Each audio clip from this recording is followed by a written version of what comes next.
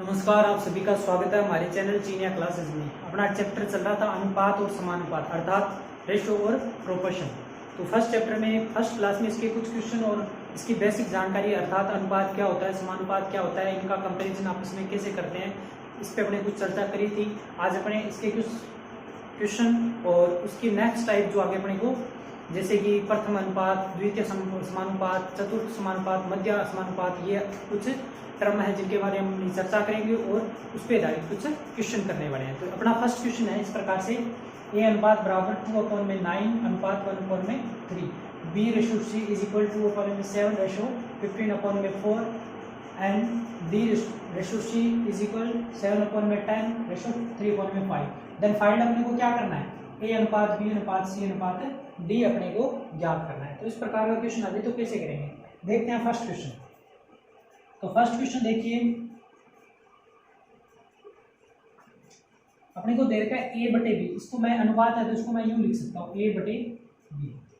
अब मेरे को दे रखा है ए की वैल्यू 2/9 यानी कि अपने को दे रखा है 2/9 और इसके अपॉन में इस अनुपात का मतलब यही होता है। अब इसको अगर मैं हल करूँगा तो क्या लिख सकते हैं, 2/9, ये वैल्यू जब ऊपर जाती है तो इधर ऐसे हो जाती है मल्टीप्लाई में और अपॉन में 9। तो इसको अगर मैं काटूंगा तो मेरे पास क्या आएगा, मेरे पास आएगा 2/3। तो ए अनुपात बी की वैल्यू क्या आएगी 2/3। इसी प्रकार से मैं इसको डी/सी लिखेंगे और इसको मैं कैसे हल कर सकता हूँ 2/7। जैसे इसको हल करेंगे वैसे इसको कर सकते हैं। इसको क्या लिख सकते हैं 14/5, डिवाइड किया तो क्या आएगा 2 यानी कि 4/5। इस प्रकार से इसको हल करेंगे तो इसको मैं क्या लिख सकता हूँ d/c। अब देखिए इसको भी ऐसे लिख सकता हूँ 2 और ये इसके भाग में अनुपात होता है, डिवाइड में ऊपर जाएगा तो 5 चला जाएगा ऊपर और 3 रह जाएगा नीचे, यानी कि इसको डिवाइड करेंगे तो क्या आएगा 2 इक्वल 7/6। अब देखिए ये तो अपने पास क्या है d/c की वैल्यू। अपने यहाँ से अगर c/d की वैल्यू निकालें तो क्या आएगा, c/d की वैल्यू निकालें तो मेरे पास आएगा 6/7।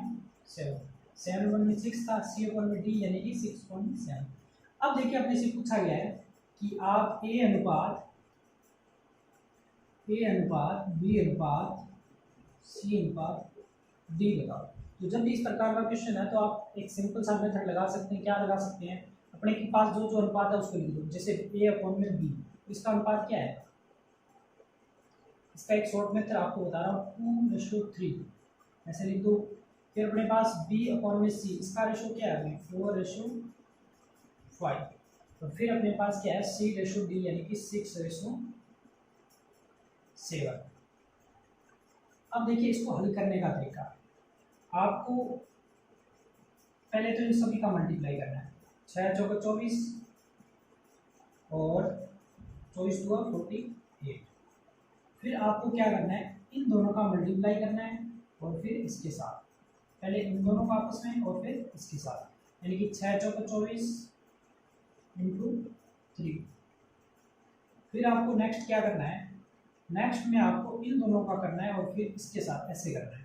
तो 5×3 = 15 इंटू 6 और फिर आपका इन तीनों के साथ मल्टीप्लाई यानी कि 35 इंटू 3। अब देखिए कुछ कट रहा है तो काट देते हैं, 3 से काटेंगे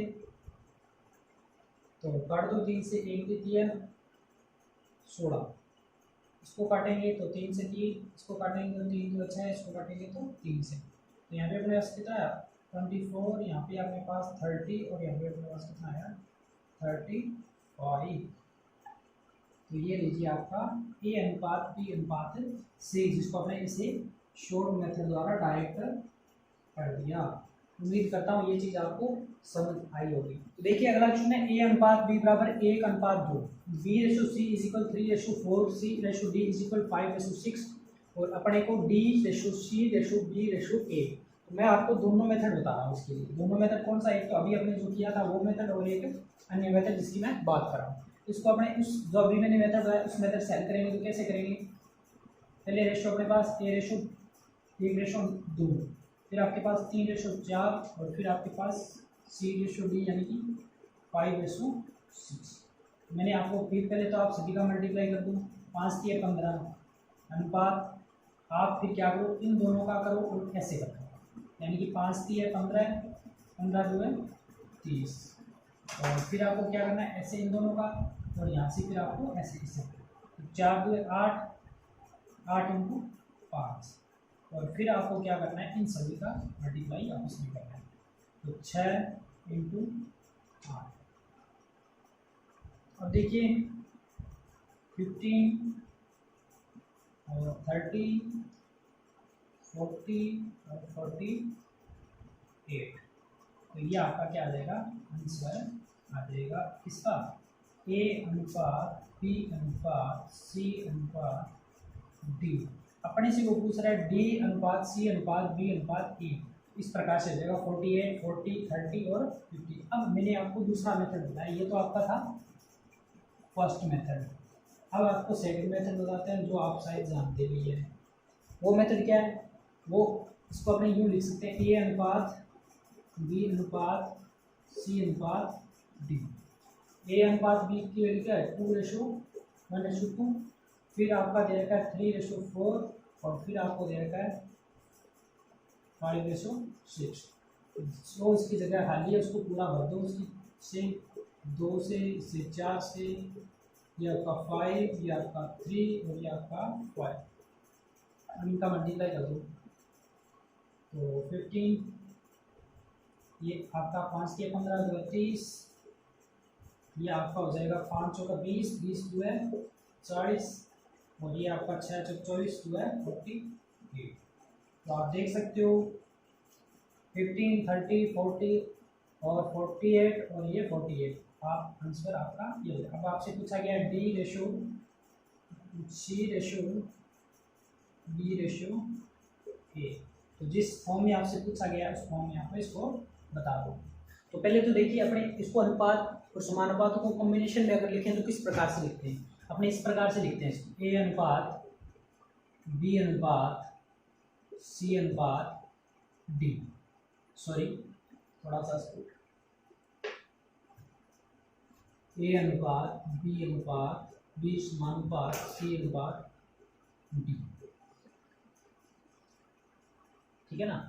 तो जब अपने को 3 अनुपात दिए और 1 अनुपात पूछ ले, यानी कि चतुर्थ अनुपात की बात हो, लेकिन जब प्रथम अनुपात, मध्य अनुपात या तृतीय अनुपात की बात हो, तो वहाँ पे अपने को सिर्फ 2 अनुपात देगा, 2 अनुपात देगा और 1 अनुपात अपने से पूछ लेगा। तो जैसे कि प्रथम अनुपात की बात करें, तो प्रथम अनुपात के लिए अपने क्या करेगा, वो ए अनुपात, इसके लिए आपको इस फॉर्म में इसको लिखना है, इस प्रकार से, क्योंकि जो 2 वैल्यू देगा उसमें एक तो आपका क्या हो जाएगा, ये हो जाएगा, ये तो जैसे प्रथम अनुपात है तो ये आपका क्या होएगा, प्रथम अनुपात हो जाएगा, और ये आपका हो जाएगा मध्य समानुपात, और ये आपका हो जाएगा तृतीय समानुपात।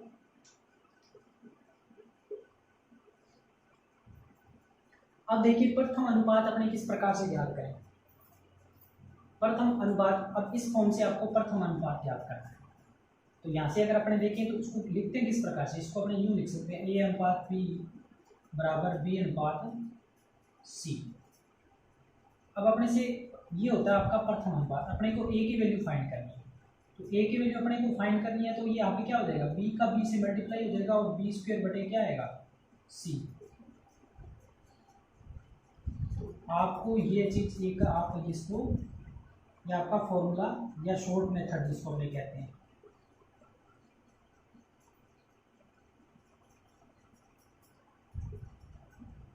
आपको ये चीज़ जब भी आपको आपसे पूछ लिया जाए कि प्रथम समानुपात बताओ, तो आपको डायरेक्ट ये फॉर्मूला लगाना है।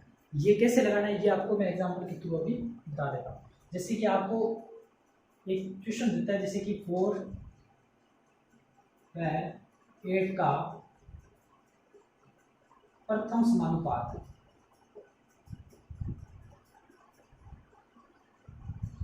बताओ। इसका मतलब प्रथम समानुपात ये होता है आपका प्रथम समानुपात, जैसा कि मैंने यहाँ पे लिख रखा है प्रथम समानुपात। तो एक बात यहाँ पे ध्यान रखने योग्य है कि जब आपको प्रथम, मध्य और तृतीय की बात हो रही हो तो आपको यहाँ पे बी सेम रखना है, ठीक है ना, क्योंकि ये मध्य अनुपात बन जाएगा। और जब आपसे चतुर्थ की बात की तो वहाँ पे आपको 3 वैल्यू देगा, एक पूछेगा। लेकिन जब आपसे प्रथम, मध्य और तृतीय की बात हो रही है तो वहाँ पे अपने को 2 वैल्यू दी जाएगी और एक पूछेगा अपने से, इसलिए अपने इनको क्या रखते हैं, इक्वल रखते हैं। तो देखिए अपने को यहाँ पे 2 वैल्यू दी है, 4 व 8 का प्रथम समानुपात आप बताओ। प्रथम समानुपात बताओ क्या हो जाएगा, ठीक है ना। तो आप डायरेक्ट ये फॉर्मूला लगा सकते हो, क्या लगा सकते हो कि ए की वैल्यू अपने को फाइंड करनी है। अब बची क्या, बी और सी, तो अपने को जो पहली वैल्यू दे रखी है ये तो हो जाएगी आपकी, क्या हो जाएगी, बी हो जाएगा, और ये दूसरा जो होएगा वो आपका क्या हो जाएगा, सी हो जाएगा। इसको अगर अपने हल करें तो क्या हो जाएगा आपका, इसको मैं लिख सकता हूँ 4 की स्क्वायर अपॉन में 8, ये आपका ए यानी कि प्रथम अनुपात और समानुपात हो जाएगा। इसका हल करें तो 14 अपॉन में 8, तो इसको हल करें तो कितना आएगा 2, तो आपका ए यानी कि प्रथम जो समानुपात है वो आपका क्या हो जाएगा, वो आपके पास हो जाएगा 2। तो बात कर रहे हैं मध्य समानुपात, यानी कि मध्य समानुपात क्या होता है। तो देखिए अभी मैंने आपको बताया था, इसको अपने किस प्रकार से लिखेंगे, ए रेशो बी प्रोपोर्शन बी अनुपात सी। पहले तो अपने प्रथम अनुपात यानी कि ए की बात हो रही थी, मध्य अनुपात अर्थात बी की बात हो रही है। अपने को बी की वैल्यू फाइंड करनी है और किस प्रकार से रहेगी। तो देखिए इसको अपने लिखेंगे तो कैसे लिखेंगे, इसको मैं लिखूंगा ए अपॉन में B is equal B upon में सी। अब देखिए अपने को बी की वैल्यू फाइंड करनी है, बी की वैल्यू फाइंड करनी है अर्थात बी इंटू बी क्या होगा, B square is equal A into C. अपने को बी की वैल्यू फाइंड करनी है तो यहाँ पे अपने पास क्या आएगा, ए और सी का रूट। तो ये आपके पास क्या बन गया, एक शॉर्ट मेथड या ट्रिक या एक फॉर्मूला बन गया जिससे आप क्या फाइंड कर सकते हो, मध्य समानुपात। अब इक्वेशन की बात कर रहा हूं, जैसे आपके पास दे दिया 5 व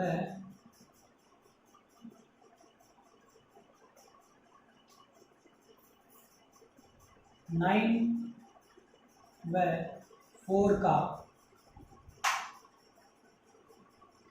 मध्यानुपात बताओ।